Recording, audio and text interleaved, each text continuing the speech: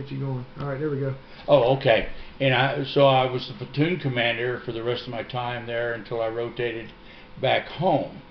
I ended up, all total, was 64 months, not 64, 46 months in Vietnam. And I was an infantryman, I was a recon man, I was a squad leader, I was a platoon sergeant, and I was a platoon commander.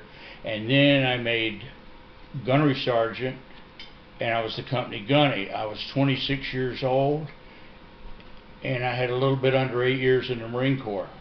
And they told me I was probably the youngest gunnery sergeant in the Marine Corps at the time. I hadn't even put on my second hash mark. But and we had some good contacts. We had some good ambushes in all three tours. I lost a few guys, and that's to be expected, and I still remember them. And I think the hardest one was when I was with the CAG group, and I lost one of my team leaders, Murphy, and then I found out they hadn't listed him on the wall or anything. And so I called the CAG group and told them that Murphy had been killed and when and everything, and they got his name on the wall. But I lost some other guys. The guys I was in recon with, it's funny, there was Zalewski, Zychak, and there's one other Z, I can't remember. Oh, damn, I can't remember him now, damn. And we lost another guy that was, he didn't need to be in combat. The kid was named Oakley, and he had a speech impediment. And whenever we get in a firefight, and he was on the radio, we couldn't hear him because he would stutter and mumble. And somebody would yell, "Get Mumbles off the radio, we don't know what's going on." But firefights, it's just, it's funny, things do kind of slow down and then they go fast, and you're worried about your people, you're worried about yourself, you're trying to know everything that's going on. You hear the corpsman being called for, and you're trying to make sure the doc doesn't get killed too running up there, because when they call for a corpsman, the bad guys know there's going to be somebody running around that's, so we always had our corpsmen carry the same rifles that we were at the time, and they didn't carry what they call a Unit 1 that would identify them as corpsmen. They would carry all their medical stuff in a pack, and just a lot of little things like that that were important to us. I remember they issued us some gloves one time that were leather on the front and net on the back, and I've never seen them again, but they were probably the most precious thing we had, because the razor grafts would just cut you to pieces.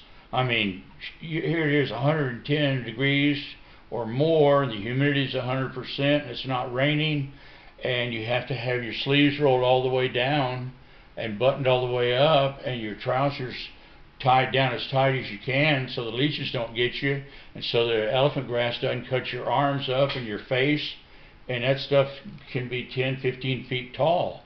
And sometimes the choppers won't land in it, and you just kind of jump out of the chopper, and you don't know how far you're going to fall. One time we jumped out of the chopper, and this little Mexican kid, he was a cool dude, and he had over 200 leeches on him from the waist down, and we had to call in a medevac because he went into shock. Yeah. And some of the leeches were small, some were big as your thumb and twice as long. But good Lord, let me, before I, just for the interest of file size, let me run down this list. Do you feel that your mission or sense of purpose was fulfilled in Vietnam, and if so, why or why not? That is a hard one.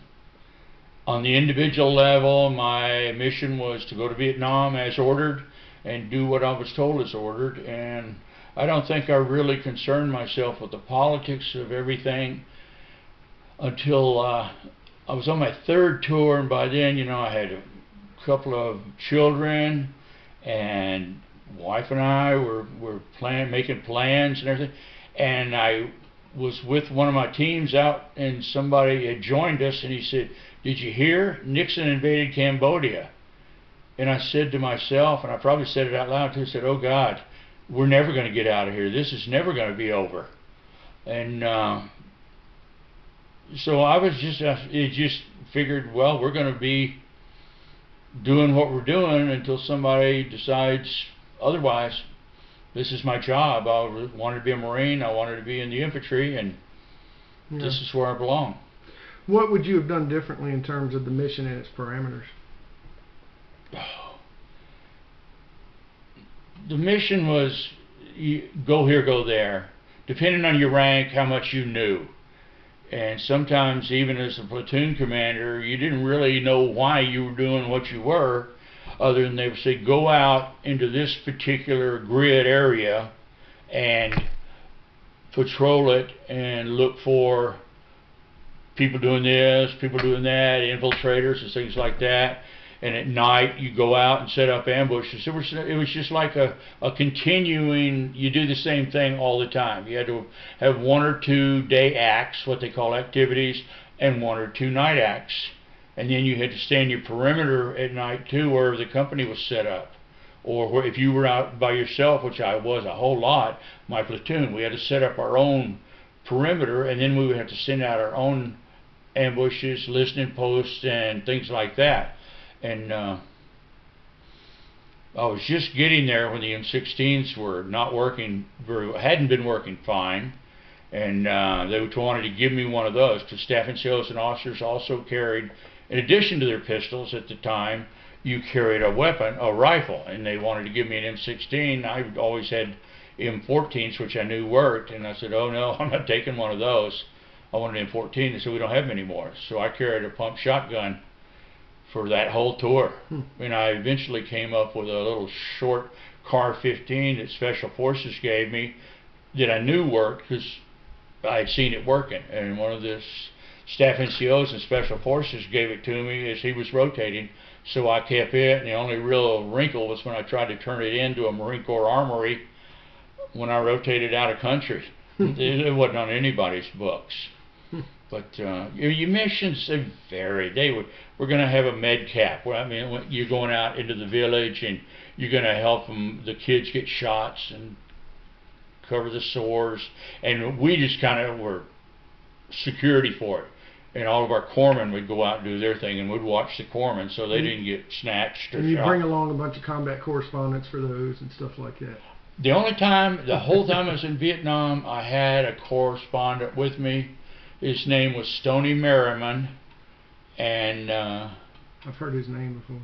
He was with us for I guess about a week and a half, maybe longer, and we ran into a big base camp up in the Quay Son Mountains, and ended up capturing a whole lot of weapons and other things. It's money, American greenbacks, their money, marijuana hanging from the ceilings, regular tobacco, flags. We were on the front page of the Sea Tiger, what was left of my platoon and I, holding this big, giant NVA flag. It was probably 15 feet by 12 feet. And we're holding that up, and my corpsman, he was holding a little bitty picture of Ho Chi Minh there with a big grin on his face. How did your participation in the war impact your life afterward? It still does.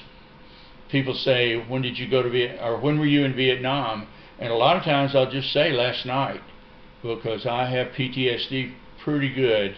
I don't do crowds, I don't do uncontrolled places. I carry a gun, and I've got several around the house when I'm not carrying it. I have 2 large German Shepherds. I'm very aware of my surroundings at all times. And did you see combat again after Vietnam? No. No. And you went on to retire? I retired from the Marine Corps as I was a limited duty officer, and I was a warrant officer. As a limited duty officer, I'd just been selected for captain, and I didn't take it because I would have had to stay in the Marine Corps another couple of years, and they wanted to transfer me somewhere. I didn't want to go back overseas, and that was one of my options. And that would have been 5 overseas tours in 21 years. A Marine Corps overseas tour is 13 months. We always do 1 month better than anybody else. So, and I don't know what they do now for tours. What year did you retire? 1983. I had 21 years then when I retired. What did you do after that? I went to work for Northrop Grumman on a weapons program in the development of a 40 millimeter grenade launching machine gun called the Mark 19 Mod 3. And I was the program manager at Northrop Grumman for that. Really? And then I worked on the M16A2 with some other guys. My people did mostly. I had a large group built up by then, and worked on different weapons programs supporting the Marine Corps down at Quantico, as well as Naval Sea Systems Command supported all the weapons from 50 caliber through 5-inch for the Navy. Gotcha. So my particular part of that got pretty big. I'm gonna pause this.